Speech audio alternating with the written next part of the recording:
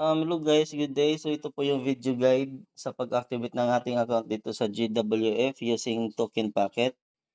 So first po natin gawin is i-open po itong token packet. And then kung nandito ka na po sa sa loob ng iyong wallet, may makikita ka po ditong maliit na bilog. Ayan po, nakakulay green. So minsan po kasi nakakulay red po 'yan or nakakulay orange. So kung nakakulay red po 'yan, kahit anong transactions po yung gagawin ninyo is hindi po yan magpo-proceed. So, kailangan nyo po siya i-change ng server. So, click nyo lang po yung bilog na maliit and then makikita nyo po dito merong tatlong server. So, pumili ka lang po dyan, ilipat-lipat mo lang po yan. Ayan. So, pumili ka lang po ng server na merong maliit na MS like this, 149 MS. Click nyo lang po yung token packet and then mag-back. Ayan, mag-back ka na. So, kung nakakulay green na po yan, maaari ka nang mag-proceed ng any transaction using your token packet. Like sa pag-activate ng account sa GWF. Okay, so mag-proceed na po tayo. Click lang po natin itong discover. And then dito sa next page is meron po tayong makikitang enter a URL. Dito nyo po ilagay yung referral link ng inyong upline. So, i-paste po natin dyan. Pagka-paste po natin, meron pong lalabas dyan naka-highlights. Ayan po, lalabas po yan. So, i-click nyo lang po yan and then click continue para makapasok ka na po sa dashboard mo. So, ito na po yung dashboard na hindi pa activated. So, ito po yung i-activate natin. First po, if hindi pa po hindi mo pa na yung GWF sa token packet mo na palabas, i-click nyo lang po itong save. Ayan, and then click lang po itong confirm. So, pag-click mo po ng confirm, yung GWF po, automatic na po yan. Lalabas na po yan sa token packet wallet mo po. Okay? And then, click nyo lang po itong buy para makabili po tayo ng GWF. Yan. So, dito kung yung funds nyo is naka-polygon, huwag nyo na po itong palitan. Ito.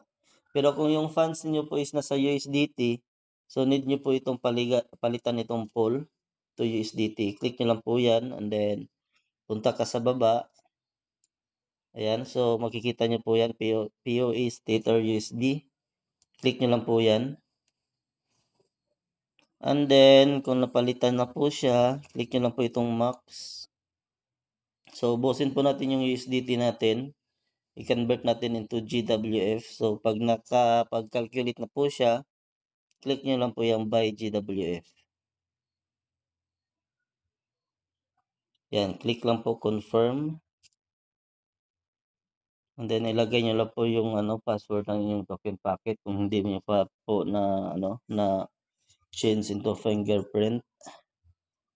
So pag ito na po siya, transaction confirm, i-click niyo lang po itong close. And then click niyo lang po itong refresh button sa baba para makabalik ka po sa inyong sa home ng iyong dashboard.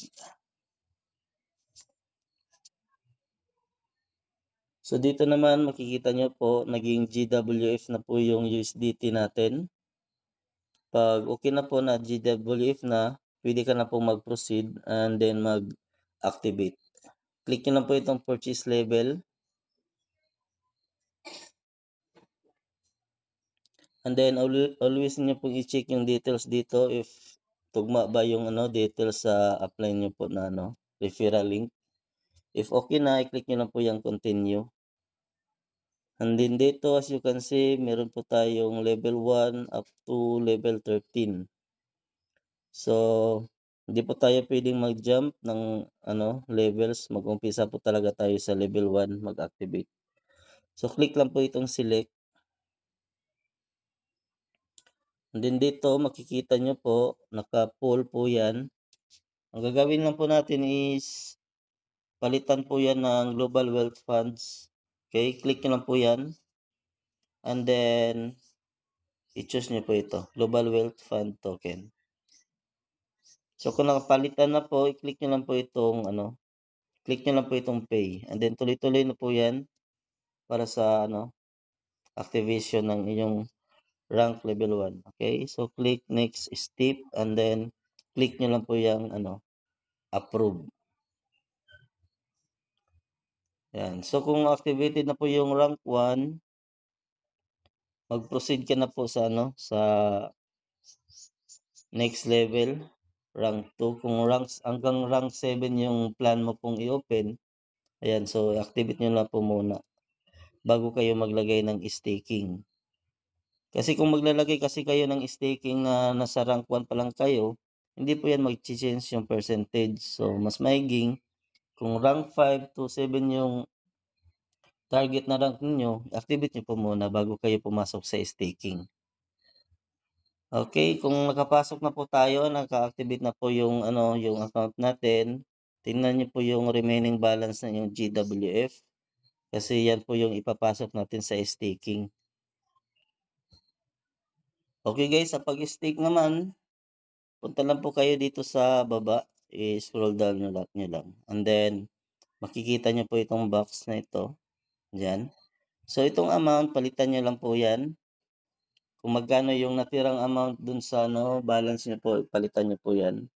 And then, lagay nyo lang po dyan yung amount, like, magkano ba yan? 30 or something ganyan. So, pag okay na, click nyo lang po itong stake. Yan. Pag-click nyo po yung ng stake, ano lang po, i-change nyo lang po yung payment option to GWF since nakapag na siya, nasa GWF na yung funds ninyo and then tuloy-tuloy nyo lang po yung process. So, ganyan lang po kadali guys, mag-activate using token packet. So, ang kagandahan kasi sa token packet guys is kompleto po yung details. Yung bawat in and out ng mga pera ninyo is kompleto po siya and then updated po yung mga prices niya sa token. Okay, so ayan lang po for today. Kung meron pa kayong mga questions regarding dito, punta lang po kayo sa GC natin para ma-assist namin kayo.